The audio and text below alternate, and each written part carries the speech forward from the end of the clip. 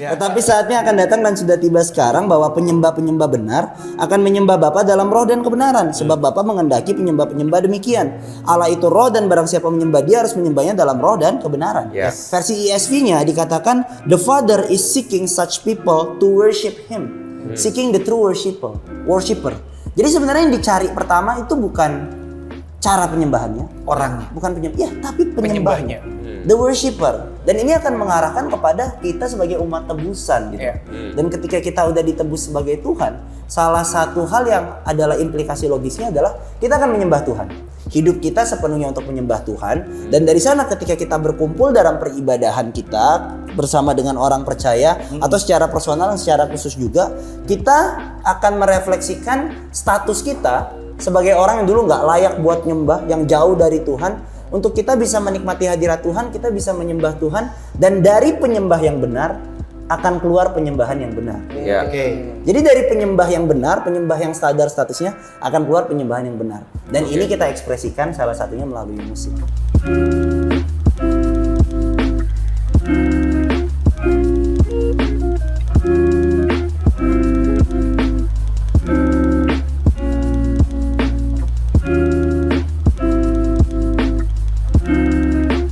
Halo sahabat Bible and Coffee, kita jumpa lagi kali ini ya dengan topik yang akan luar biasa dan di layar Anda dan tentunya juga tamu yang luar biasa hari ini ya.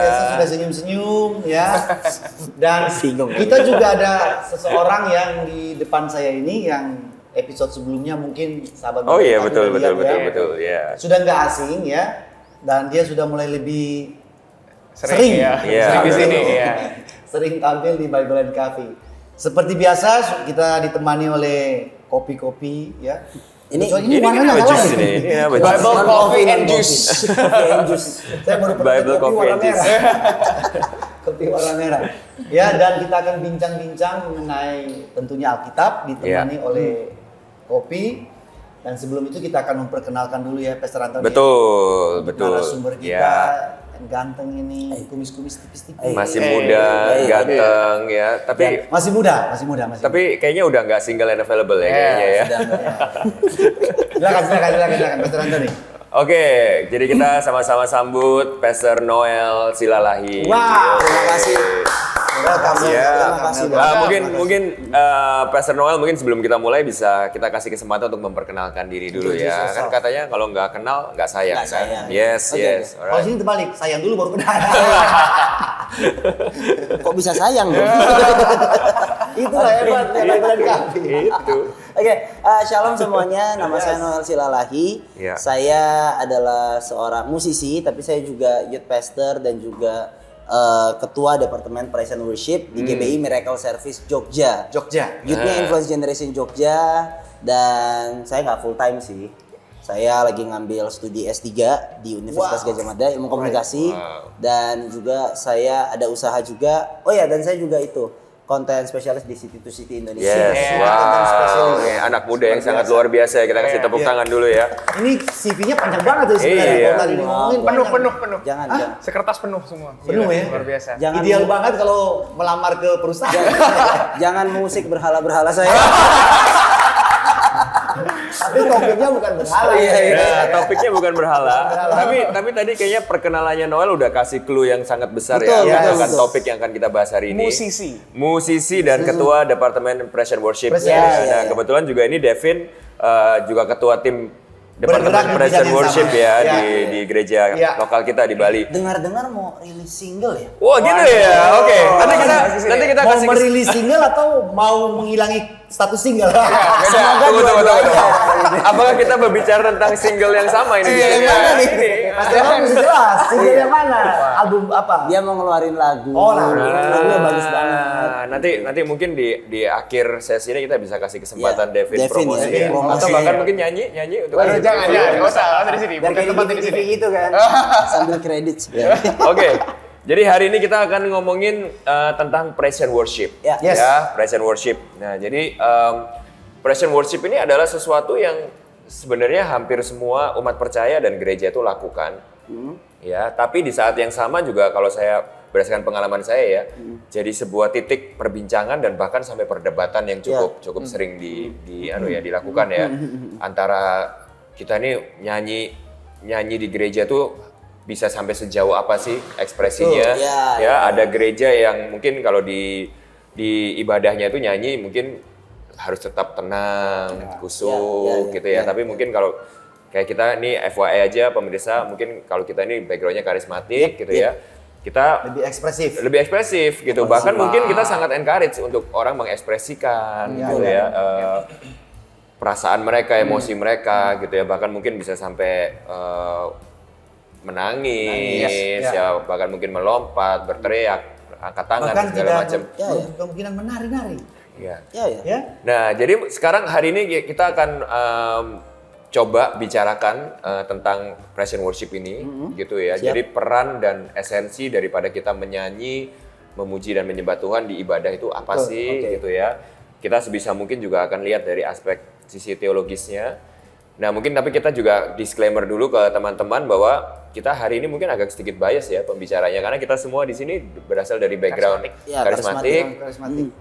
Jadi tidak berniat untuk mungkin menyerang atau menyudutkan sudut pandang yang mungkin berbeda ya. Tapi mungkin buat teman-teman yang mungkin dari background yang denominasi atau background yang berbeda, mungkin anggaplah ini sebagai sebuah sarana supaya mungkin bisa lebih mengerti lagi dari sisi karismatik itu kenapa kalau kita tuh mengekspresikan ekspresi kita, menyanyi, dan mungkin yang lebih penting adalah sudut pandang teologis dan dari Alkitab tuh apa sih sebenarnya esensinya. Jadi hari ini kan lebih ke corporate worship, bukan personal worship ya. Yang dilakukan di ibadah ya. Betul. Ibadah orang banyak.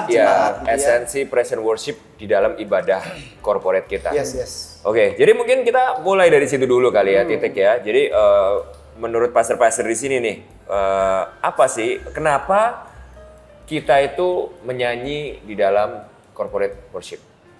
Mungkin kita bisa mulai dari situ dulu ya. Jadi apa sih perannya pujian dan penyembahan gitu ya, menyanyi, memainkan musik di dalam ibadah itu apa? Apakah ada dasar alkitabiahnya di situ? Ya, Noel mau mulai di situ? Boleh. Kita kasih tamu kita ya untuk memulai ya mungkin ya. Oke. Mungkin supaya diskusinya juga enak. Kata penyembahan itu kan sebenarnya sangat luas gitu ya. Kan ada orang-orang yang bilang hidup kita juga penyembahan. Ya, betul. Waktu kita lagi bekerja juga penyembahan. Tapi specifically yang kita mau omongin memang penyembahan ketika kita lagi bersama-sama melakukannya di gereja, memuji memuliakan nama Tuhan dan menyanyi, menggunakan musik kayak gitu. Nah, yang menarik adalah saya sering bertanya-tanya tuh. Kelihatannya sepertinya gereja dan kekristenan yang memang banyak banget menggunakan musik gitu. Bahkan kalau misalnya di luar negeri, awards yang spirituality, lagu tuh banyak tuh lagu-lagu Kristen sebenarnya. Sampai ada awards-nya sendiri dibandingkan dengan yang lain-lainnya kayak gitu ya. Kita sepertinya yang quote-unquote industrinya juga cukup maju gitu. Nah, berarti memang ada makna penting dari musik itu sendiri di dalam peribadahan kita. Nah, ternyata di Alkitab memang banyak sekali ayat-ayat yang memang menggunakan kata-kata bernyanyi, bermain musik. Mazmur bahkan mengatakan juga bermain musik dengan skillfully, gitu ya. Dan bahkan di dalam peribadahan, pujilah Tuhan, dan bangsa Israel banyak sekali dikatakan bernyanyi. Dan saya rasa ini adalah satu hal yang penting sehingga sampai hari ini kita pun lakukan di dalam peribadahan. Dan for me, musik itu sendiri powerful loh sebenarnya. Kita bisa langsung ingat banyak hal yang rumit itu hanya melalui musik. Contohnya ada yang hafal satu Tawarik 4 ayat 10 nggak kalau nggak salah ya, kalau saya nggak salah gitu. Mungkin dibilang nggak hafal kan, tapi kalau saya bilang kiranya engkau memberkati aku, langsung tahu ya semua kata itu kan dari Alkitab gitu ya. Karena ada melodinya, slogan-slogan, visi-visi, kalau dilakukan tuh langsung bisa. Mazmur 23, Mazmur 23, Ibrani dan banyak hal lagi gitu. Dan kita bisa emotionally attach sama musik yang ada gitu. Jadi memang musik ini something yang powerful. Dan ternyata Tuhan bisa tunjukkan di dalam Alkitab kalau ini digunakan dalam peribadahan dan kita bisa melakukannya bagi Allah. Nah makanya sampai hari ini kita melakukan praise and worship seperti itu. Oke, nah kita juga nggak bisa pungkiri tadi Noel juga bilang ya bahwa Alkitab secara eksplisit ya menyebutkan bahwa nyanyian, pujian itu adalah bagian dari ibadah. Mungkin aku kasih contoh aja nih, ini karena acara kita ini kan Bible and Coffee, jadi harus buka Bible nih ya, buka Bible ya. Contohnya Efesus 5 ayat 19 salah satu yang paling terkenal kan. Dan berkata-katalah seorang kepada yang lain dalam mazmur, kidung puji-pujian dan nyanyian rohani. Bernyanyi dan bersolaklah bagi Tuhan dengan segenap hati, ucaplah syukur senantiasa atas segala sesuatu dalam nama Tuhan kita Yesus Kristus kepada Allah dan Bapa kita, dan rendahkanlah dirimu seorang kepada yang lain dalam takut akan Kristus. Atau kalau kita mau lihat ya di tadi Noel juga bilang di Mazmur banyak sekali ya. Salah satu contohnya mungkin Mazmur 100 yang aku ingat ya. Yang aku ingat Mazmur 100 berkata seperti ini. Mazmur untuk korban syukur. Bersorak-soraklah bagi Tuhan, hai seluruh bumi, beribadahlah kepada Tuhan dengan sukacita. Datanglah ke hadapannya dengan sorak-sorai. Ketahuilah bahwa Tuhan Allah, dialah yang menjadikan kita dan punya dialah kita, umatnya dan kawanan domba dan gembalaannya. Masuklah melalui pintu gerbangnya dengan nyanyian syukur, ke dalam pelatarannya dengan puji-pujian. Bersyukurlah kepadanya dan pujilah namanya, sebab Tuhan itu baik, kasih setianya untuk selama-lamanya dan kesetiaannya tetap turun-temurun. Jadi aku rasa kalau di Alkitab udah jelas sekali ya bahwa ada perintah gitu untuk kita datang kepada Tuhan itu dengan nyanyian, dengan pujian gitu. Pastor Henry mungkin atau Devin mau nambahin sesuatu di sini? Jadi kalau kita lihat memang betul Alkitab bukan secara implisit lagi tapi eksplisit mengatakan ada alat musik, ada tepuk tangan, ada tarian, bahkan kalau tadi yang Pastor Anthony baca Mazmur 100 itu dalam bahasa Inggrisnya tuh make a joyful noise. Noise itu sesuatu yang bukan bisik-bisik tapi memang gegap gempita. Keras gitu ya, loud gitu kan. Jadi memang Alkitab secara ini menerangkan dan menjelaskan bahkan menyuruh umat percaya itu untuk melakukan hal tersebut. Namun kan seringkali yang terjadi adalah suka di gereja itu hal-hal ini jadi yang paling utama. Ya kan? Kalau nyanyi itu mesti ekspresif, ya mesti menarik dan ini. Bagi saya, karena kita semua dari background itu, kita sudah terbiasa ya dengan background yang seperti ekspresif ya menyanyikan. Nah, saya mempelajari satu hal bahwa kalau kita hanya terpaku dan terfokus kepada hal tersebut, ada tendensi kita akan kehilangan yang sebenarnya yang jauh lebih dalam, jauh lebih penting, jauh lebih mungkin kata yang dipakai esensi daripada hal tersebut. Walaupun ini Alkitab menyuruh kita melakukan hal tersebut ya. Bahkan buat saya Present Worship itu ada sebuah buku saya lupa judulnya. Present Worship itu sudah direkam, diseminarkan, ya, dipublikkan ya sampai jadi barang konsumsi publik gitu. Padahal kalau kita lihat di Alkitab, worship itu sendiri adalah sesuatu yang sangat very personal. Mungkin kata proskuneo itu sendiri pun sudah mengenai intimate kan, sesuatu yang bukan di-expose, bukan jadi konsumsi publik. Tapi kalau kita lihat memang hari ini kita berbicara mengenai corporate worship, tapi ada sisi yang kita sendiri personal itu yang sama Tuhan tuh yang attach gitu ya, terhubung ya. Nah ini menurut saya pribadi ya boleh hal-hal tersebut, tapi jangan lupa ada sesuatu yang lebih deeper, yang lebih dalam, lebih penting, yang jangan kita abaikan itu, dan itu sebenarnya mungkin Alkitab mau Tuhan tuh mau itu dulu, baru lu lakuin yang tadi yang express. Itu menurut saya. Ya, aku suka tadi juga Noel nyinggung satu hal ya yang menurut aku itu harus kita pahami, dan itu betul banget gitu ya, bahwa secara saintifik lagu itu punya power gitu kan. Karena lagu itu bisa capture, bisa capture semua aspek di dalam otak kita. Gitu bahkan ya. di perjanjian lama pun itu ya, kalau misalnya aku ingat ceritanya waktu Musa sama Yosua, pergantian antara Musa dan Yosua, itu kan Tuhan itu memberikan lagu kepada bangsa Israel terus dinyanyikan supaya mereka itu bisa mengingat apa yang sudah Tuhan tuh lakukan kepada mereka dari zamannya mereka tuh keluar dari Mesir sampai akhirnya mereka tuh masuk ke tanah perjanjian. Mereka harus menyanyikan itu setiap hari. Yosua disuruh untuk bangsa Israel menyanyikan itu. Sebab Tuhan baik bahwasanya untuk selama-lamanya kalau nggak salah ya. Nah mungkin kan waktu itu kan ini kan ditulis di ancient times gitu. Nah ribuan tahun setelahnya di zaman kita sekarang, sains itu maksudnya membuktikan, mengajarkan bahwa lagu itu punya power yang luar biasa. Karena itu capture otak kita dan pikiran kita tuh secara komplit. betul. Bukan hanya aspek intelektual saja, Emosional. tapi emosional. Betul. Gitu. Makanya aku jadi ingat gini Pas Rendy.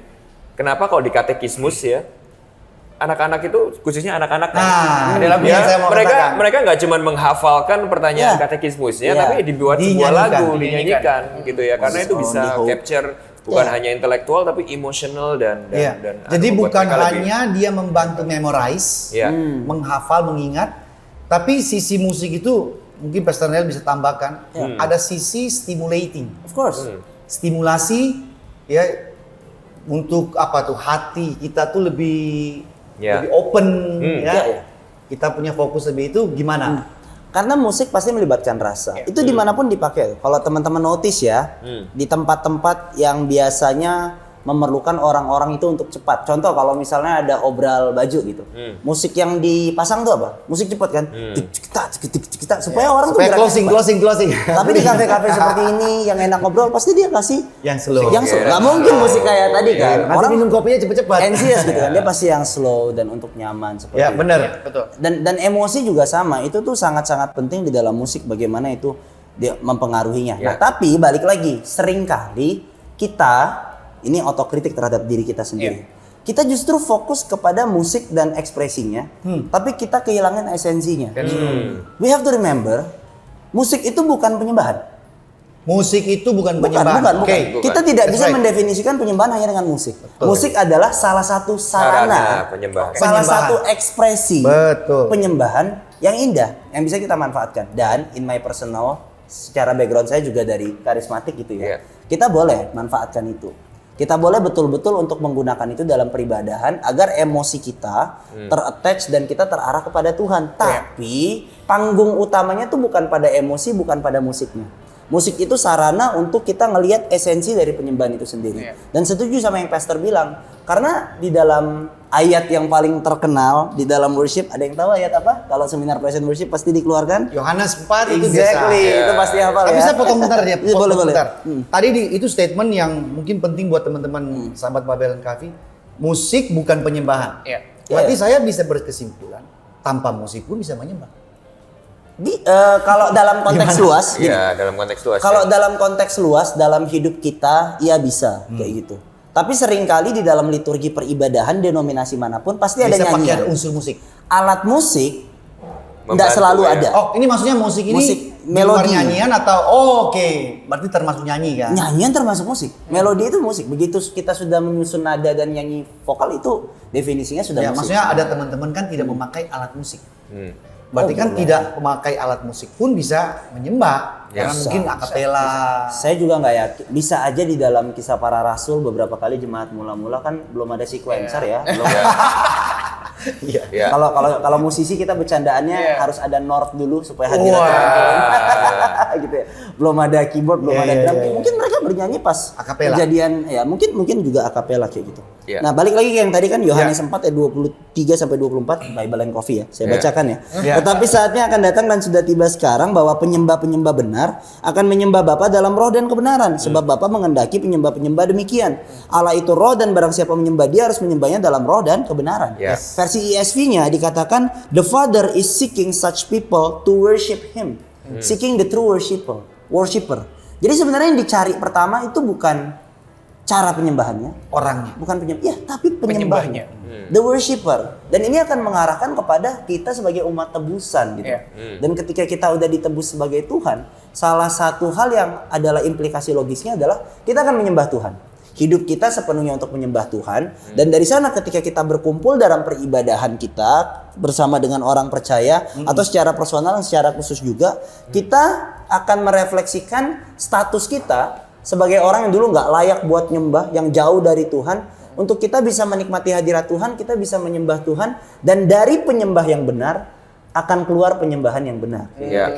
Jadi dari penyembah yang benar, penyembah yang sadar statusnya, akan keluar penyembahan yang benar. Dan ini kita ekspresikan salah satunya melalui musik. Ini yang sebenarnya harus kita tekankan juga kayak gitu. Ya, nah nanti sebelum kita ke situ ya, berarti di bagian yang pertama ini kita setuju dulu bahwa terlepas dari background kita gereja denominasi apapun, kita sepakat bahwa bernyanyi, memuji dan menyembah Tuhan itu adalah satu karunia atau gift yang Tuhan berikan kepada kita. Ya. Yes. Dan itu adalah kehendak Tuhan juga untuk kita tuh lakukan kepada Dia, gitu ya. Jadi saya rasa itu semua gereja manapun kita sepakat dengan itu. Nah, tapi yang kita harus perhatikan ini jadi adalah esensinya.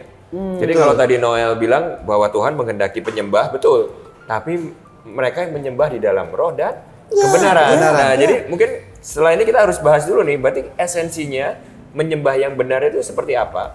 Baru mungkin nanti di sesi yang berikutnya kita akan bahas masalahnya dengan apa yang terjadi di gereja sekarang, gitu ya. Nah, penyembahan yang benar. Oke, jadi apa esensi dari pujian dan penyembahan di dalam corporate worship? Itu yang menurut kalian semua itu biblical, gitu. Ada yang lain dulu? Ayo Devin. Devin. Aku ya. Mungkin kalau pertanyaan aku rubah ya, gitu ya. Berarti dasar teologis dari mengapa kita menyanyi atau melakukan praise and worship di dalam ibadah korporat. Gitu. Apa the truth behind it?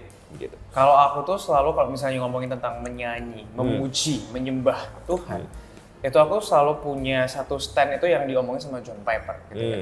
Seringkali penyembahan dan pujian kita itu kita tuh kebalik. Kita itu memuji dan menyembah biasanya ya untuk merasakan Tuhan. Biasanya kan kayak gitu.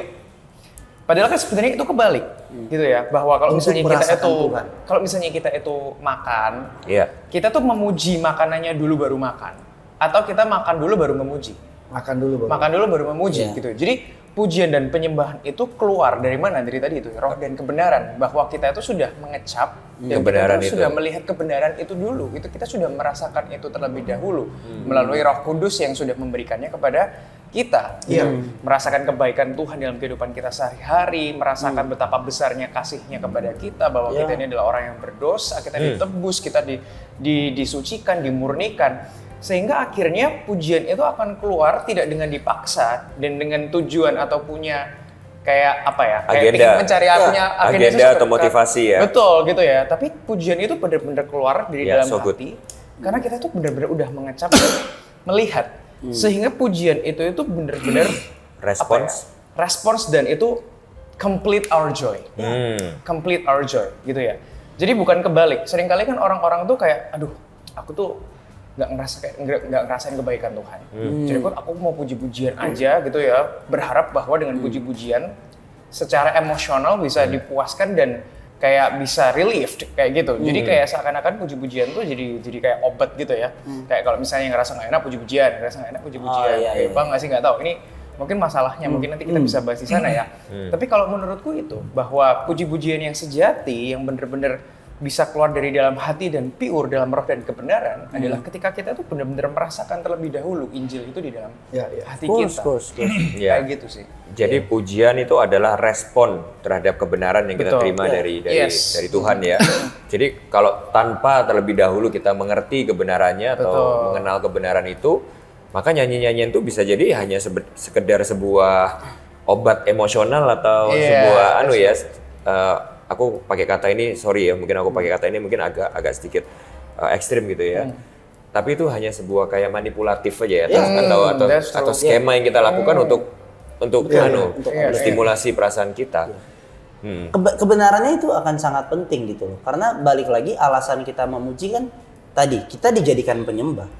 Kita mampu untuk bisa menyembah Tuhan aja itu udah something yang mahal banget. Dan semua pasti akan sepakat ya. Penyembahan itu juga pasti bicara tentang hubungan kita dengan Tuhan. Itu yang paling dasar. Gimana sih manusia yang berdosa dan jauh dan celaka ini bisa punya hubungan sama Tuhan? Kecuali karena oleh darah Kristus kan. Kalau kita sadar pada waktu itu, untuk orang bisa, kalau gereja sekarang bilang ya, kita menikmati hadirat Tuhan. Tahu nggak sih di perjanjian lama hadirat Tuhan tuh begitu menakutkan dan begitu mahal kayak gitu. Untuk orang bisa masuk ke dalam ruang Maha Kudus nggak mudah. Dia tuh harus nyari persembahan domba yang tak bercacat. Sekarang lamb chop aja yang cuma segini harganya berapa kayak gitu ya. Dan bayangin itu 1 ekor untuk dosa yang seberapa banyak dan dia nggak boleh melakukan ini itu dan segala macam. Dan kalau dia pun bercela, dia masuk ruang Maha Kudus, apa yang terjadi? Mati. Tapi waktu Tuhan Yesus di kayu salib bilang sudah selesai, tirai itu kebelah dari atas ke bawah. Iya. Kebayang nggak perasaan imam waktu itu? Dia udah panik kan, apa ini? Gua bakal mati nih gitu ya. Tiba-tiba keluar dan tabut itu udah apa ya? Udah nggak ada lagi orang yang masuk ke dalam sana tuh mati gitu kan. Tandanya apa? Domba yang paling tak bercacat, yang sempurna tuh udah mati. Dan ujungnya sekarang kita dimanapun, kapanpun tuh bisa menikmati hadirat Tuhan. Kita apa ya, nggak ada pembatas antara akses kita dengan Tuhan. Kita bisa langsung datang bahkan sebagai anak.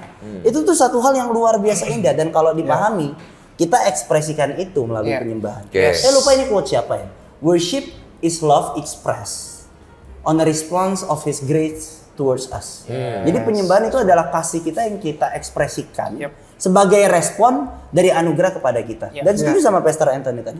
Kalau kita nggak paham ini, itu hanya akan sebagai apa namanya, emosi saja, hanya sebagai manipulasi emosi saja. Karena musik yang di luar gereja pun mereka melakukannya.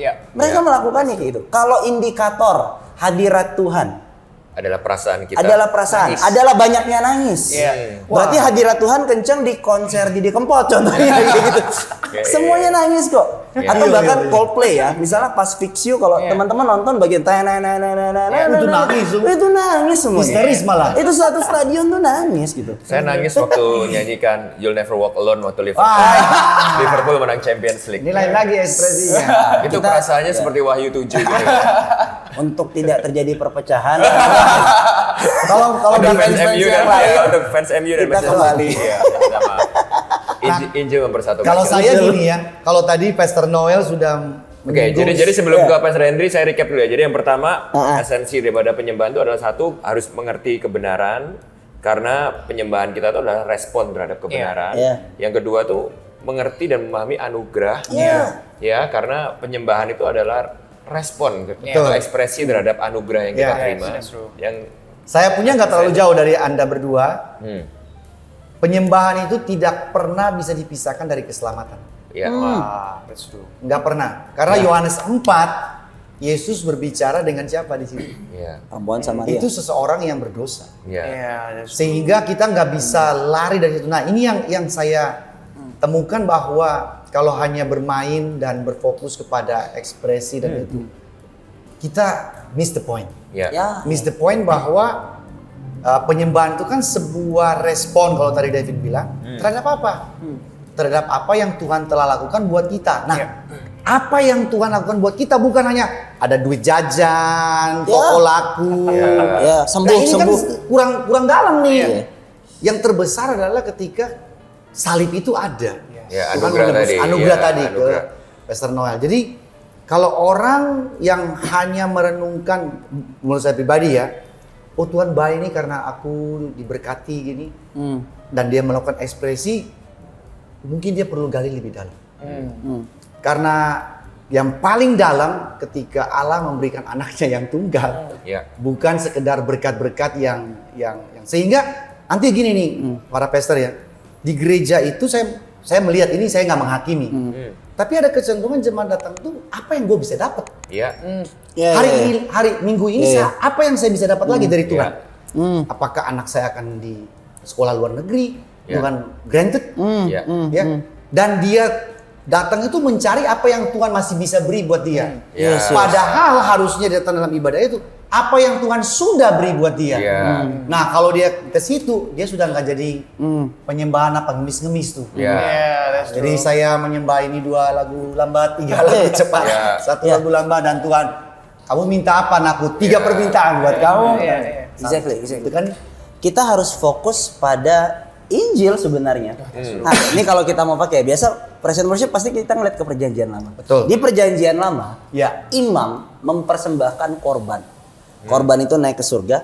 Umat itu berkumpul dan dia bersyukur atas dosa yang bisa diampuni, tapi dari korbannya di sana. Nah, yang kita lakukan sekarang tuh harusnya seperti itu. Waktu kita berkumpul memuji Tuhan, kita lagi melihat apa? Sama seperti di perjanjian lama. Kalau waktu itu dia ngelihat ada korban yang dibakar, dipersembahkan kepada Tuhan. Sekarang waktu kita datang ke gereja mau menyembah, mata kita tertuju pada korban yang sudah dilakukan Kristus. Dan waktu kita ngelihat itu, kita tuh menyembah dia. Dan baru kita ekspresikan dalam denominasi kita, dalam karismatik. Hal itu membuat kita bersorak, kita menangis, kita mengangkat tangan, kita menyanyi dengan segenap hati kita. Tapi mata kita harus terarah Loh, bukan kepada berkat kita, bukan kepada apa yang itu bagus ya. Pasti Bagus, Tuhan bagus. menolong, Ya, pasti ya, Tuhan ya. menopang. Tapi yang paling penting, kita berkumpul di gereja praise and worship untuk apa? Melihat korban. Dan korban apa? Yang Korban sudah Yesus ada. Kristus yang sudah ada. sudah Gitu ada. loh. Iya. Itu ada. Makanya kadang-kadang kalau ya gereja biasa ada salibnya. Karena kalau secara tradisional kan itu untuk mengingatkan kalian berkumpul di sini, behold the lamb. Iya. Betul. Behold the lamb. Dan di kitab Wahyu menuliskan itu lagi, Iya. mengulangi lagi. Betul. Ada Yes. lagi muncul di situ. Ya, nah aku tadi mau nambahin yang itu gitu ya, bahwa gambaran itu disempurnakan dan kitab udah Wahyu. dikasih Ya. previewnya kepada kita, yaitu di Wahyu. Di Wahyu. Ya, di Wahyu. Nah, jadi kalau aku bisa simpulkan tadi jawabannya Devin, jawabannya Noel, dan jawabannya Kohen, dari kita harus tahu bahwa esensi pujian dan penyembahan itu adalah tentang Tuhan, bukan tentang kita ya. Exactly. Bukan tentang kita. Exactly. Jadi sangat fatal sekali sebuah pemikiran yang keliru pada waktu orang itu ke gereja, lalu dia pulang, dia berkata kayak, pujiannya tadi kayaknya nggak nendang deh buat aku nih. tentang siapa itu? Pujiannya tadi kayaknya nggak cocok banget nih buat Ada aku kata-kata nih yang lebih lagunya. lucu. Penyembahan di gereja ini nggak enak. Iya. Gak enak. Maksudnya gitu. Iya, jadi ya maksudnya kalau ada orang yang bilang seperti itu mungkin ya sorry aja, tapi kita harus ingat bahwa penyembahan itu bukan tentang kita. Dari awalnya juga memang bukan tentang kamu dan bukan untuk menyenangkan kamu ya. Jadi pujian itu adalah tentang Tuhan, untuk kita itu mengingat Tuhan, meresponi apa yang Dia sudah lakukan bagi kita. Nah, tadi Ya. kalau bilang ini menarik. Pujian Penyembahannya persembahannya kurang nggak enak, Ya. atau kurang angkat. Saya tidak memungkiri bahwa itu bisa keluar dari mulut jemaat. Karena Of course. kalau bilang musik dan penyembahan, ada kata musik itu Yeah. five sensory. Kita Yeah. punya 5 panca indera itu Yeah. kan akan meresponinya. Yeah. Sehingga waktu 5 panca indera itu responi hal tersebut, dia akan muncul dengan kesimpulan gak enak, Ya. gak nyaman, kurang ngangkat.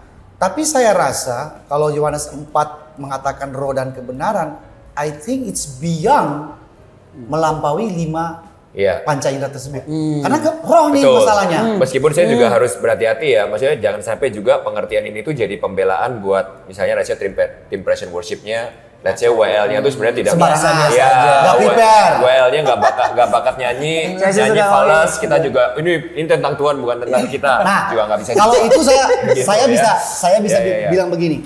Ya udah sembarangan aja, ya nggak, yang penting kan roh kan, nggak usah 5 panca indera. Ya lu nyanyi, abis itu orang bertobat. Betul. Bertobat bukan terima Yesus, bertobat gak mau denger lu nyanyi lagi. Iya. Saya tuh kadang suka bercandaan kalau misalnya ada yang fals bilang nggak apa-apa kan Tuhan lihat hati. Iya, tapi saya dengar suaramu Iya, jelek. saya bertobat gak mau denger lagi. Nah, Jangan saya nyanyi. mungkin tambahin poin-poin yang saya mungkin tambahin satu poin lagi ya di dalam esensi ini sebelum kita move on ke problemnya di pujian penyembahan sekarang ya. Yaitu ada satu lagi yang kita nggak boleh lupa, bahwa di dalam konteks corporate worship, pujian dan penyembahan itu juga adalah sesuatu yang kita lakukan untuk satu sama lain. Ya, ya, Berkata-katalah betul. dengan Jadi, mazmur, ya. Iya, betul. jadi tadi pengertian tadi pujian adalah respon terhadap kebenaran Tuhan. Pujian adalah respon terhadap anugerah Vertikal. Tuhan. Iya. Nah, pada waktu corporate worship, kita juga nggak boleh lupa bahwa nyanyian kita, pujian kita itu adalah Tuhan pakai untuk kita bisa saling ngingetin Horizontal. satu sama lain. Iya, Ya, saling membangun satu sama lain. Beda loh, nyanyi sendiri dan nyanyi bersama-sama itu beda Iya, banget. iya, beda. Iya, iya. Beda banget. Jadi bayangin kalau tadi Noel pakai contoh Coldplay kan. Bayangin dengerin lagu Coldplay nyanyi sendiri di kamar mandi sama di stadion Yang satu waktu Coldplay konser dan kita nyanyi bersama-sama lagu favorit kita itu ya, Merinding ada beda, sesuatu merinding, yang iya. ada sesuatu yang orang-orang lain di sebelah kita itu Iya. bangun di dalam jiwa kita. Aku karena nggak terlalu bukan duniaku kan. Kalau duniaku kan Liverpool gitu ya. Sama kan Nonton pada waktu bola, kita gitu. nonton terus kita nyanyi sendiri di rumah sama bayangin kalau kita lagi di stadion wah merayakan kemenangan Liverpool dengan kita bernyanyi bersama-sama. Walaupun jarang ya. Walaupun kalau sekarang udah cukup sering. Ini saya mau Ini bisa taping sampai pagi. saya tadi mau singgung Manchester United, tapi saya tahu ada beberapa hamba Tuhan teman-teman kita Mungkin, yang nanti iya. tersinggung. Nanti unsubscribe lagi. Saya udah ditengking, kita ini lagi ditengking. Tapi maksudku gitu, bahwa praise and worship itu jangan lupa bahwa suara kita, nyanyian kita itu juga Tuhan pakai Ya. untuk bisa membangun Betul. dan melayani saudara-saudara kita di dalam konteks corporate Tapi worship unsur yang horizontal ini agak jarang.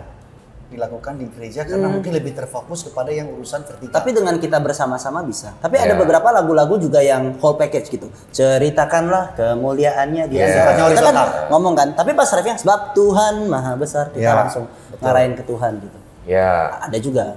Oke. Jadi mungkin yang di part 1 ini kita mungkin sudah banyak kesepakatan dan persetujuan. Nah, tapi kita juga harus melihat mungkin yang di part kedua ini adalah problemnya. Gitu ya. Kita nggak bisa pungkiri bahwa mungkin ada banyak, aku pakai kata problem nggak apa-apa lah ya, mungkin ya problem ya. Jebakan-jebakan. Iya, problem-problem atau gini ya, mungkin kesalahan-kesalahan yang terjadi di dalam pujian penyembahan yang dilakukan gereja-gereja saat ini. Gitu ya. Nah, aku akan mulai dengan pertanyaan gini nih. Aku main aman dulu. Bolanya aku lempar ke kalian gitu ya. Kesalahan-kesalahan umum apa yang berdasarkan pengalaman kalian masing-masing itu kalian lihat di dalam pujian penyembahan di gereja itu yang mungkin kita harus koreksi ya gitu atau perbaiki. Mulai dari saya deh, Oke, dari yang paling senior dulu ya. Soalnya udah banyak melihat. Saya main aman juga, main aman. Oke. Supaya nanti yang susah-susah kasih kalian. Oke. Kalau saya, salah satu jebakan atau problemnya adalah terlalu terfokus kepada ekspresinya dan kabur ya Mengaburkan dengan esensinya melakukan gitu ya. esensinya Mengaburkan atau esensi. merenungkan, menyerap ya, memahami esensinya. Misalnya ekspresi tadi apa yang kita udah ngomong panjang lebar, musiknya, alat-alat apa yang dipakai, itu yang di prepare, ya kan? Jadi sepertinya semua energi, dana, waktu itu terfokus ke situ. Iya. Ya. Sampai bukan hanya alat musiknya, screen-nya. Musik yang gimana supaya orang tuh bisa wow gitu kan, dapat wow-nya. Terus mungkin lagu-lagunya. Ini lagu jadul. Ya. Ya, ini lagu engkong saya nih, lagu opa saya. Sekarang yang lebih baru, yang lebih happening yang ini. Jadi alat musik, lagu, mungkin juga genre dan ini mulai tambah lagi tari-tarian yang kalau zaman saya tuh kan rebana, Tamborin. gitu ya, pita-pita, Flag. gitu. Flag ya. Oke. Saya juga main flag dulu. Wih, coba boleh dicoba. Yang bendera itu. Nah, sekarang udah lain. Sekarang expressive movement-nya mungkin contemporary dance. Iya. Ya. Nah, itu yang di prepare, well prepare dengan baik dan ada tendensi tanpa menghakimi ya. Mereka tidak tahu mengapa mereka melakukan hal itu. Ya. Untuk siapa mereka? Pasti ngomong di mulutnya untuk Tuhan. Nah, buat saya ada perbedaan besar tentang nyanyi tentang Tuhan dan nyanyi untuk Tuhan. Karena kalau tentang tuh siapa aja bisa nyanyi. Ya. Tapi kalau nyanyi untuk Tuhan, kamu punya koneksi yang bener dulu sama dia baru kamu bisa nyanyi untuk dia. Kamu ngalamin sesuatu. Nah, itu buat saya antara ekspresi dan esensi itu salah satu problematika yang terjadi yang rancu ya. Ya. Itu dari saya.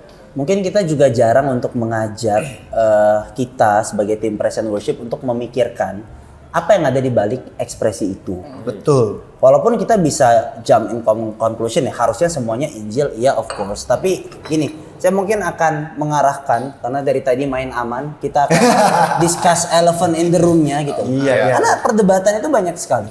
Kok gereja lu cuma pakai organ sih? Kebalik, gereja lu kok pakai drum, gelap, lampu dan ini apa segala macam gitu kan. Nah, nanti perdebatan itu akan jadi berantakan ketika kita mencampur-campuri ada di ranah mana. Yang satu akan ngomong ini, yang satu ngomong ini dan kita mengkritisi ekspresi satu sama lain. Ekspresinya aja. Memang pasti ada banyak problem di sana, tapi sebelum itu kita harus coba memahami alasan di belakang ekspresi itu tuh apa, kayak gitu. Alasannya itu apa gitu. Kenapa mereka melakukan itu? Kenapa memilih genre? Karena nanti kita bisa bicara kontekstualisasi, kayak gitu ya. Karena ada banyak gereja-gereja kalau misalnya tadi zaman old dan zaman now gitu. Kadang-kadang kan kita, ini lebih parahnya lagi kita sering campurin sama istilah-istilah yang rohani tanpa kita pengen coba mencari maknanya gimana. Contoh, misalnya kayak tadi lah ya, penyembahannya nggak enak. Kita langsung address, ini WL-nya kenapa, ininya apa, ini apa, kenapa. Penyembahannya nggak dapat ini. Padahal sebenarnya jangan-jangan yang jadi masalah adalah sound-nya. Musiknya, teknik dia ngeflow-nya, atau cara dia mengajak jemaat dan lain sebagainya. Nah itu harus kita pahami dulu satu. Jadi jangan langsung jump in conclusion terlalu cepat. Terus genre itu kita juga bicara soal kontekstualisasi sebenarnya kan. Ada gereja-gereja yang mungkin ketika dia tahu jemaatnya lebih senior kayak gitu, dia akan membawa lagu-lagu yang temponya lebih slow, gitarnya less distorsi kayak gitu, dan juga cara permainannya dia lebih tone down kayak gitu ya. Tapi kalau lebih banyak anak muda, dia lebih bisa untuk menceritakan menggunakan lagu-lagu yang sesuai dengan generasinya. Dan bahkan sekarang banyak gereja tradisional yang sudah mulai kan ada ibadah-ibadah ekspresif, ada juga memasukkan band di dalam gerejanya, yang walaupun itu juga tetap jadi perdebatan. Gitu. Jadi menurut saya hal ini yang penting untuk kita pahami kayak gitu. Jadi ada layer-layer esensi juga yang jangan-jangan kita malas untuk gali ke sana. Ini yang bikin orang cepat berantem dan cepat mengkonklusikan. Contoh, ini saya encourage ya teman-teman karismatik. Jangan cepat-cepat untuk kita bilang gereja-gereja tradisional, gereja suku tidak ada Roh Kudus dan tidak ada hadirat Tuhan. Betul. Just because ibadahnya tuh nggak ada alat musik. Ada alat musik pasti. Tapi sangat minim. Organ atau misalnya yang musik klasik, jangan kita bilang nggak ada Roh Kudusnya. Tidak sesemarak kita lah. Tidak sesemarak kita. Dan sebaliknya juga gitu loh.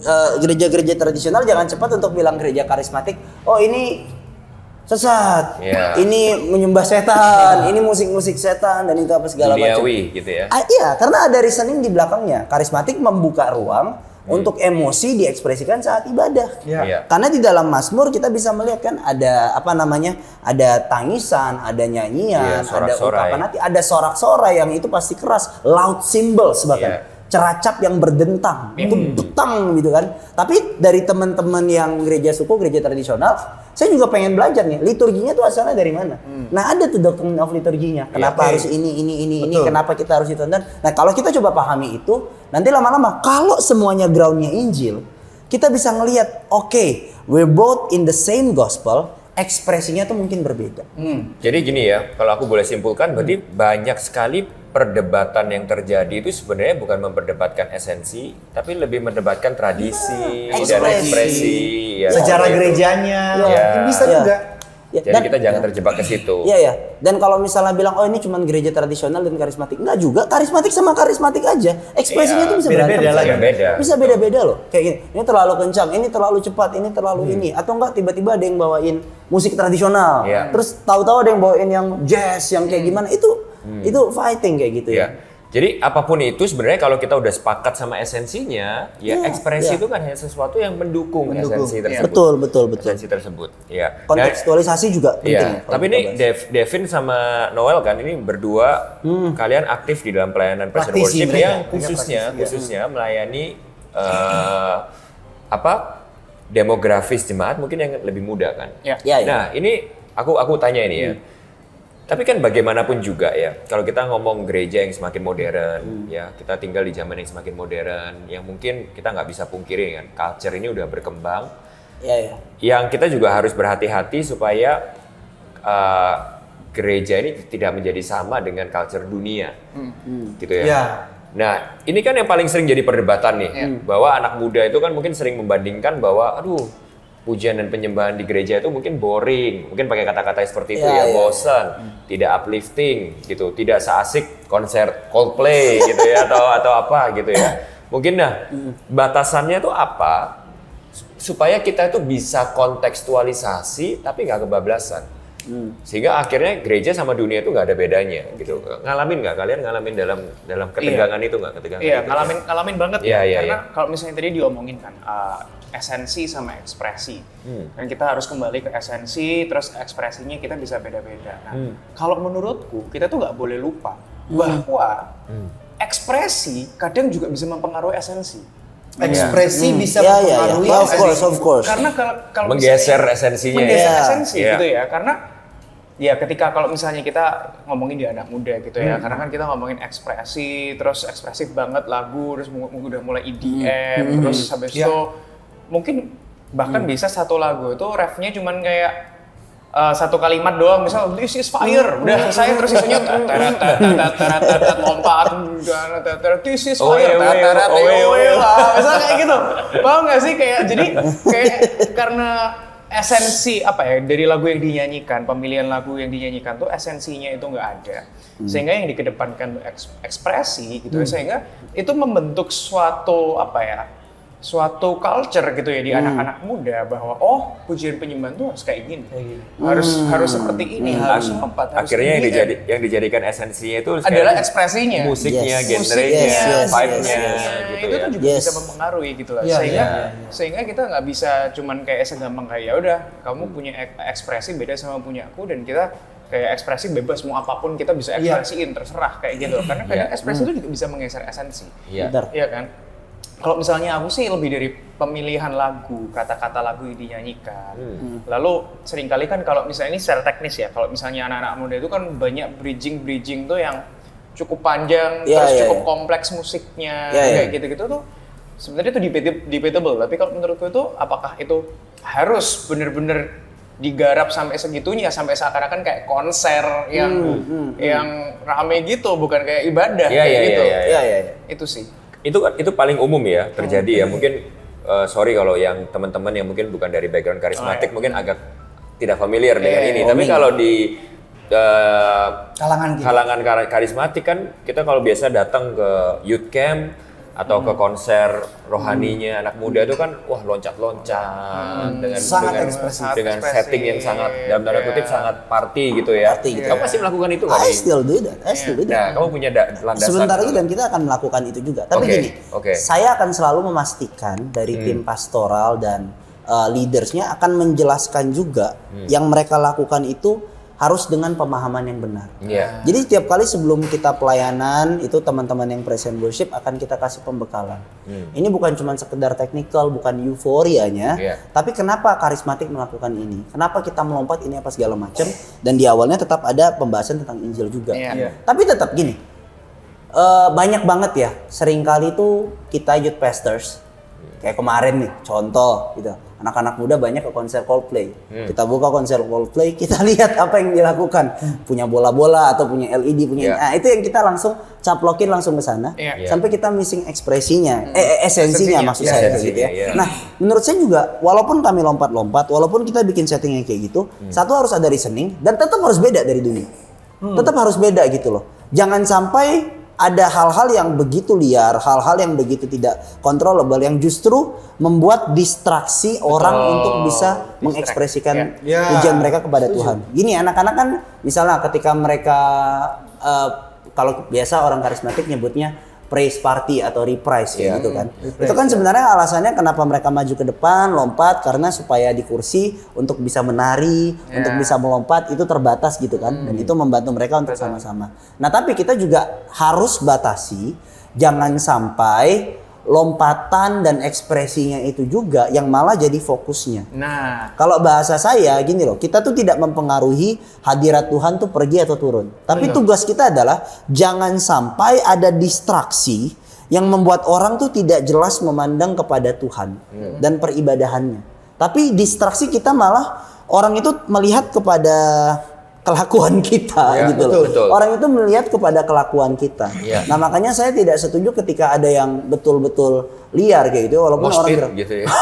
ya mungkin ada yang kayak gitu, ada yang sampai ke sana kemari Ada yang sampai Yang, Endo. iya, yang tabrak-tabrakan tuh apa tuh? Yang pukul-pukulan tabrak-tabrakan tuh? Iya. yang pukul-pukulan. Even ya menurut saya Moshpit ya? ya, ya moshpit Istilahnya, gitu. ya, moshpit. Dan beberapa hal-hal juga kayak misalnya yang sampai show yang terlalu gimana kayak gitu ya. Kita terlalu memikirkan itu dalam. Kalau udah sampai jadi distraksi, nah itu kita harus pikirkan ulang. Jangan lakukan kayak gitu. Dan satu lagi, nah harus diingat juga nih satu. Mungkin kita bisa sambil masukin ya. Ini kan kesalahan yang pertama tadi, banyak perdebatan juga. Yang kedua, teman-teman praise and worship harus ingat. Coba saya nanya, siapa penyanyi utama di dalam ibadah kita? Jawabannya biasanya WL. Bukan. Jemaat. WL itu bukan penyanyi utama. Penyanyi utama tuh jemaat. ya. Jadi kalau musikmu lebih terdengar daripada suara nyanyian jemaat, you're missing the point. Iya. Musik WL semuanya mengiringi jemaat untuk menyanyi kepada Tuhan. iya. WL kan ayo mari kita nyanyi, mari kita lakukan ini supaya jemaat itu bisa dipimpin untuk menyanyi untuk Tuhan. Ya. Nah kadang kalau kita show, kalau kita lagi praise and worship, orang tuh malah lebih fokus kepada yang kita mainkan daripada mereka bernyanyi untuk Tuhan. Nah ada sesuatu yang salah. Kecuali mungkin itu ceritanya bukan ibadah gitu loh. Konser. Itu adalah display karya-karya rohani. Gitar solo yang memuliakan Tuhan. Bukan untuk orang ikut nyanyi, tapi untuk orang dengerin kayak gitu. Nah, makanya dalam dalam industri musik pun biasanya tuh dibedain tuh. Mana congregation song, mana lagu yang untuk penyembahan bersama-sama, mana lagu untuk dinyanyikan di gereja, mana yang personal song. Saya sendiri punya personal song. Gitu. Saya nulis lagu-lagu rohani yang tidak untuk dinyanyikan di gereja. Kenapa? Karena susah. Karena musiknya mungkin agak kompleks dan cuman buat didengerin gitu. Itu karya seni, tapi saya nggak rekomen itu dinyanyiin di gereja. Nah gitu, jadi kita harus bedakan. Sama seperti lukisan, apa segala macam kan ya itu untuk art yang buat Tuhan aja gitu, boleh menginspire kita. Tapi dalam peribadahan ya, we have to think about that. Orang yang harus nyanyi, jemaat yang harus nyanyi, bukan kita yang didengarkan. Soundman juga tuh, kalau terlalu kencang sampai jemaat nggak bisa dengar suaranya juga. Nah itu there's a problem. Makanya kadang-kadang gereja-gereja besar juga mereka kasih mic lagi kan ke jemaat supaya suara jemaat ini yang harusnya terdengar gitu. Saya mau tambahkan sedikit dari Pastor Noel tadi yang mengenai memberitahukan kepada teman-teman yang di Present Worship mengapa mereka melakukan hal tersebut. Jadi di sini saya lihat bahwa Present Worship tidak bisa terlepas dari pengajaran. Jadi jangan sampai teman-teman yang ada di Present Worship ini landasannya itu adalah Present Worship itu atau musik-musik itu, tapi landasannya itu musik pengajaran. Why we do that? Kenapa kita melakukan ini? Jadi saya rasa salah satu yang missing ya, terlalu cepat mereka langsung mengekspresikan hal tersebut tanpa di backup oleh pengajaran mengenai kenapa ini kita lakukan, apa yang menjadi landasannya, kenapa kamu lompat, jadi pengajaran ini tidak bisa dipungkiri. Itu yang maksudnya saya melihat bahwa bisa terjadi tadi yang Pastor bilang, problem-problem itu akan muncul. Betul. Bahkan lagu-lagunya sendiri pun sebenarnya lagu-lagu yang mengandung pengajaran kan. Kalau sudah di dalam konteks corporate worship. Nah, jadi takutnya begini Pastor. Begitu dia nyanyi, kan jarang ada orang tuh nyanyi begitu terhanyut dengan melodinya, liriknya tuh cuman latah, dia ngomong aja, dia nggak renungkan. Oh ternyata ini maksudnya. Karena sudah terbuai dengan melodi, kan kita tahu sekarang melodinya cakep-cakep, sangat membuai gitu kan. Jadi on that note, seberapa penting pemilihan lagu di dalam pujian penyembahan di gereja mungkin Kevin, Noel? Sangat penting. Apa yang kalian lakukan mungkin? Oh kalau saya sendiri bahkan lebih detail lagi gitu ya. Nggak semua lagu rohani, apalagi yang viral, itu cocok untuk lagu di dalam peribadahan. Bahkan lagu pertama, lagu kedua, kalau kita susunan biasa di gereja-gereja karismatik, lagu lambat 1, flowing, habis itu lagu lambat 2, lagu cepat 1, lagu cepat 2, lagu firman kayak gitu. Lagu lambat 1, lagu lambat 2, saya strictly bilang, song ini bukan tentang dirimu sendiri. Banyak kan lagu rohani yang lagi minta pertolongan, lagi berbeban berat, perlu pertolongan Tuhan. Enggak, tidak dinyanyikan itu. Lagu pertama, kedua, nyanyikan tentang Tuhan. Nyanyikan tentang karyanya Tuhan, apa yang udah Tuhan lakukan, kebesaran Tuhan, intimasi kita sama Tuhan, bagaimana Tuhan membuka akses untuk kita bisa dekat sama Tuhan. Itu yang kita nyanyikan di lagu pertama, lagu kedua. Lagu tentang darah Kristus, tentang betapa kita mencintai Tuhan, betapa Tuhan itu besar. Itu lagu pertama, kedua, karena kita lagi giving sama Tuhan, kita lagi memberi sama Tuhan.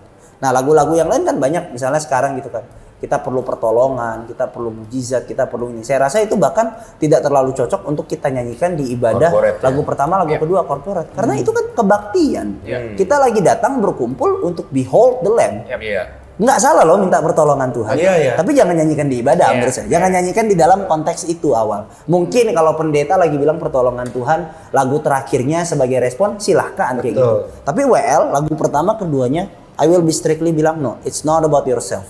Ini bukan tentang kita minta dulu, ini bukan tentang kita lagi perlu ini itu, enggak. Di situ kita duduk diam, kita menyembah Tuhan. Berarti Pastor Nat taruh lagu itu depan sebagai reminder bahwa ini bukan, it's not about us, it's about God. Ya, dan itu bagian dari kita menyusun liturginya. Actually orang karismatik juga pasti punya liturgi gitu ya. Liturgi kan bukan sesuatu yang hening gitu ya, bukan yang kita bayangkan. Liturgi itu apa yang kita lakukan dalam peribadahan, itu definisinya ya liturgi kayak gitu. Makanya harus kita bahas nih, lagu pertama, lagu kedua gimana, dan ya demikian lah.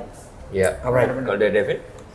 Itu kenapa kok penting ya liturgi itu ya menurutku ya, karena aku habis belajar salah satu buku What You Love itu kan ngomongin tentang liturgi gitu, bagaimana susunan lagu, ada cerita di dalamnya kayak gitu. That's a good book by the way ya. Iya. Kita saran rekomendasikan untuk para teman-teman yang nonton untuk baca juga, You Are What You Love. terutama yang terlibat dalam pelayanan praise and worship. Iya. Bukunya James K.A. Smith, You Are What You Love. Iya, itu cerita yang bagus banget. Bagaimana sebenarnya dalam ibadah itu, ketika kita tuh behold the Lamb, kita punya liturgi yang benar-benar tertata dengan rapi, punya cerita di dalam praise and worship itu dari lagu pertama sampai lagu terakhir, yang mungkin bisa ceritain apa ya, creation, call to worship, fall, terus bagaimana kita justified by the blood, glorification dan sebagainya. Itu tuh bisa mengarahkan hati kita, bisa mengkalibrasi hati kita. Mungkin kan jemaat-jemaat itu kan datang, itu mungkin fokusnya awalnya nggak benar gitu ya. Datang mungkin dengan beban berat, habis bertengkar di rumah, terus habis itu mungkin anaknya habis rewel dan sebagainya. Tetapi ketika kita itu datang ke suatu ibadah bersama-sama, kemudian praise and worship-nya itu dia punya liturgi yang sangat baik yang mengingatkan kita akan keberdosaan kita, mengingatkan kita akan karya siapa salib, Tuhan. Tuhan, karya salib Kristus. Dari Behold the Lamb ini ada darah anak domba yang dislay di depan Anda, dan itu adalah yang menyelamatkan Anda, itu adalah yang memuaskan Anda, bukan uang Anda, bukan permasalahan yang selesai dan sebagainya. It can calibrate your heart. Bisa menghibur hati Anda, bisa mengubah hati Anda. Dan nangisnya, ekspresinya, gitu ya. Saya punya pengalaman dulu. Dulu ya karismatik lah ya, kayak dulu kan ikut KKR, didoain. Nangisnya karena putus pacar ya. Tuhan kau balikan hatinya kepadaku gitu ya. Jujur ya, nangisnya itu karena lagu, karena melodinya. Karena lagunya. Jujur ya. Tapi begitu akhir-akhir ini belajar pengajaran yang benar, terus liturgi dan sebagainya. Nangisnya tuh bukan lagi udah karena lagunya enak ya, kayak mengharukan banget nih, aduh nangis gitu. Jadi musik bukan hanya stimulasi tapi manipulatif. Iya benar. Bisa jadi manipulatif. Tapi benar-benar nangisnya tuh karena I'm a sinner. Yes. Tuhan, aku selama 1 minggu ini aku cari hal yang lain selain Engkau. Tapi aku datang ibadah hari ini, aku diingatkan bahwa yang jadi kepuasanku bukan apa yang aku temukan di dunia itu, Engkau melalui lagu yang dinyanyikan. It can express emotion yang benar-benar dari roh dan kebenaran. Balik lagi. Walaupun tidak bisa dipungkiri, mungkin banyak teman-teman yang menonton yang itu aku banget gitu loh. Maybe aku sering mengalami itu gitu. Kadang-kadang misalnya kayak kita tahu lagu tentang bagaimana Tuhan itu menyertai kita, pas banget hidup kita tuh lagi banyak beban kayak gitu, perlu pertolongan. Kita nangisnya mungkin karena masalah. Dan kita tahu Tuhan baik. Pergumulan kayak gitu. kita. For me it's okay. Kita tidak membatasi bahwa Tuhan bisa bekerja, Tuhan bisa menjamah, tapi jangan berhenti di situ. Jangan berhenti di situ. Jangan kita tuh baru menghayati lagu ketika ada masalah dan rasanya Tuhan bisa tolong kita kayak gitu.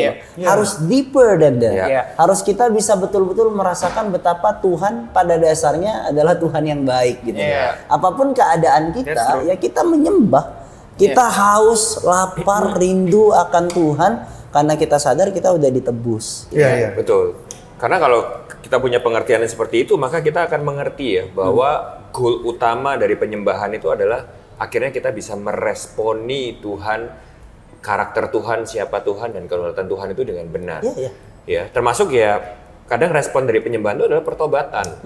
Nah, kalau kita nggak ngerti hal itu, maka kita itu akan cuman gini loh, menyanyikan lagu yang pada saat kita nyanyi lagu itu kita ngerenungin tentang pergumulan kita. Lalu kita ngingetin bahwa Tuhan baik, Tuhan bisa nolong, bagus sih. Tapi kita cuman pulang akan dengan sebuah perasaan yang lebih baik. Tentang kita dalam melihat keadaan kita. Padahal yang Tuhan mau bukan cuman sekedar perasaan yang lebih baik, tapi Tuhan mau kita itu berubah. Di tengah-tengah pergumulan yang mungkin masih kita hadapi, tapi hati kita berubah. Kita jadi punya pandangan dan persepsi tentang Tuhan yang lebih besar lagi. Itu kalau di psikologi itu namanya kartasis. Betul. Jadi membuang toksik lewat media praise and worship. Perasaan lebih baik, lebih lega, lebih nyaman pulang. Nah, hidupnya gitu-gitu aja. Atau bahasa paling umumnya paracetamol lah ya. Pain relief. Pain relief gitu ya, pain relief. Nah, tadi aku mau nambahin sedikit on that note. Tadi yang Devin sampaikan tuh bagus sekali ya. Bahwa gini, kita harus ingat bahwa mungkin kata liturgi itu kan menjadi sebuah kata yang sekarang ini konotasinya itu sangat kaku, sangat intimidatif gitu ya. Tapi kita kan nggak boleh lupa bahwa kita semua ini sebenarnya punya liturgi, betul. Dan kita semua ini mempercayai sebuah liturgi, gitu. Dan yang kita harus lebih pahami lagi adalah liturgi kita itu membentuk siapa kita. Iya. Misalnya contoh kayak setiap hari, misalnya liturgi kehidupan kita itu adalah kita bangun jam 9:30 siang, gitu ya. Lalu kita mungkin makan nggak teratur, gitu. Udah makan nggak teratur, ngopinya lebih nggak teratur lagi, gitu ya. Ngopinya 5 cangkir, 6 cangkir. Kita nggak pernah olahraga. Ya maka liturgi kita itu akan membentuk kita menjadi orang yang ya berantakan, nggak sehat dan lain-lain. Nah sama dengan liturgi kita dalam kita datang kepada Tuhan di dalam ibadah hari Minggu. Liturgi kita yang kita lakukan terus-menerus menjadi sebuah kebiasaan akan membentuk di dalam pikiran kita pengertian kita akan Tuhan. Jadi misalnya kita nyanyi lagu dan definisi kita akan lagu atau pujian penyembahan itu yang bagus buat kita itu adalah sesuatu yang tadi ya hanya sekedar sebatas melankoli, pengertian Tuhan mampu memberkati kita, menolong kita, menyelesaikan masalah kita. Maka liturgi kita itu akan membentuk sebuah doktrin dalam diri kita bahwa Tuhan itu berguna. Tuhan itu pribadi yang berguna untuk kita, kepentingan kita gitu ya. Bahwa aku ke gereja untuk mendapatkan sesuatu. Akhirnya kita ke gereja orientasinya bukan tentang Tuhan, tapi tentang apa yang kita bisa dapatkan segala macam. Nah itu karena liturgi yang salah. Jadi maksud saya gini, ini adalah pesan juga buat kita yang khususnya mungkin punya andil gitu ya dalam pelayanan praise and worship di gereja atau bahkan jemaat sendiri ya mesti sadari bahwa mempunyai sebuah liturgi yang benar dan pengertian yang benar dan pujian penyembahan tuh pelan-pelan akan membentuk kita dan membantu kita tuh punya pengertian dan pengenalan yang benar akan siapa Tuhan. Ibadah itu kalau zaman dulu ya, orang tua kita nyebutnya apa? Kebakti. Bakti loh. Bakti bukan kita datang buat nerima, kita datang aja tuh berbakti seharusnya untuk Tuhan. Jadi we have to give, harus mengerti dengan benar. Dan kalau teman-teman mulai pahami ini gitu loh, apapun keadaan kita, apapun struggle kita tuh akan bisa tetap beribadah dengan hati yang penuh pengharapan dan bersyukur gitu. Karena seringkali banyak banget kita yang lagi nggak mood nih buat praise and worship.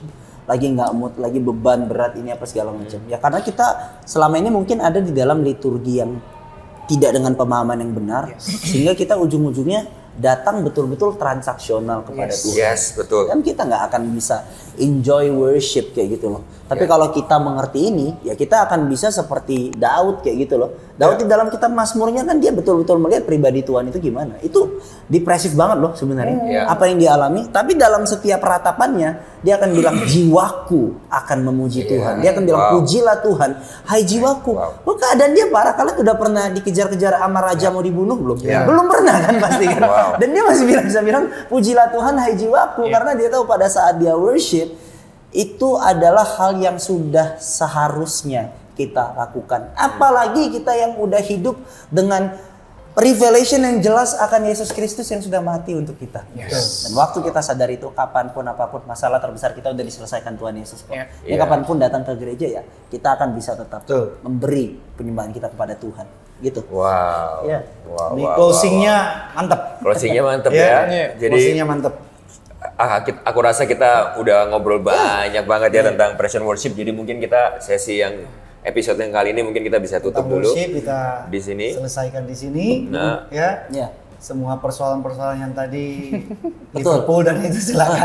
Oh sudah selesai. Satu lagi yang penting, Tanggal 2 November singlenya Devin tuh. Jadi gimana? Jadi kita suruh nyanyi sekarang. Nyanyi sekarang. Boleh lah, cuplikan dikit lah. Pastor Devin nyanyi, Pastor Henry main bendera. Mungkin itu nanti di edisi spesial ya. Edisi spesial Babylon Coffee. Hanya untuk member. Oke, sahabat Babylon Coffee, kita selesai di sini untuk episode kali ini ya. Thank you Pastor Noel ya sudah berada bersama-sama kami. Sampai ketemu di episode selanjutnya. Tuhan memberkati. Bye bye. Bye bye. God bless.